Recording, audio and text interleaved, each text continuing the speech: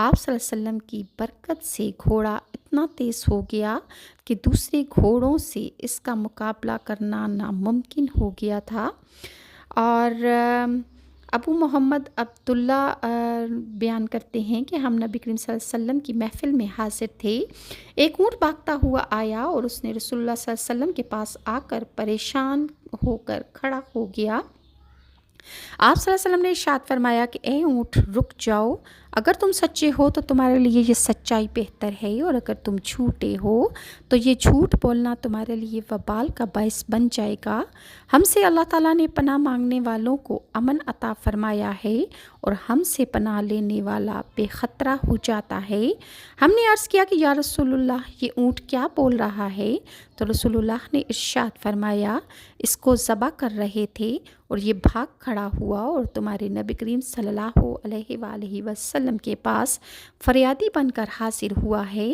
ہم محفل میں بیٹھے تھے کہ اس کا مالک آ گیا۔ جب اونٹ نے اس کو دیکھا تو وہ رسول اللہ صلی اللہ علیہ وآلہ وسلم کے مزید قریب ہو گیا۔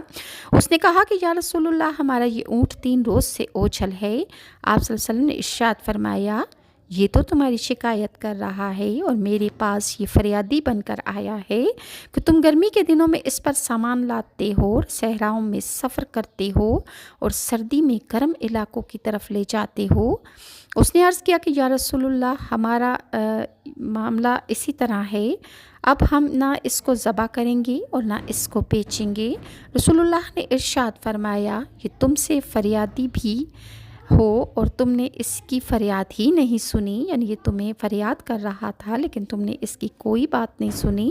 میں تم لوگوں سے زیادہ رحم دل ہوں، اس لیے اللہ نے منافقین کے قلوب سے نرمی اور رحم کو چھین لیا ہے اور مسلمانوں کے دلوں میں رکھ دیا ہے۔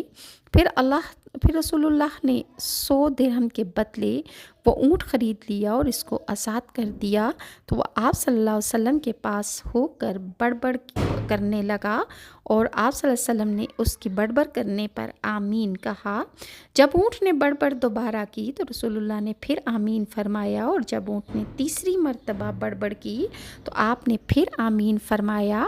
صحابہ نے عرض کیا کہ یا رسول اللہ، یہ اونٹ کیا کہہ رہا ہے؟ تو رسول اللہ نے ارشاد فرمایا، اس نے کہا کہ اے اللہ کے نبی، آپ اسلام اور قرآن کی تبلیغ پر اچھا اللہ تعالیٰ آپ کو اجر عطا فرمائے۔ تو میں نے آمین کہا۔ اس نے کہا کہ اللہ آپ صلی اللہ علیہ وسلم کی امت کا قیامت کے دن رعب اور خوف دور فرمائے، جس طرح آپ صلی اللہ علیہ وسلم نے مجھ سے خوف کو دور کر دیا۔ تو اس پر میں نے آمین کہا۔ دوبارہ اس نے کہا کہ اللہ تعالیٰ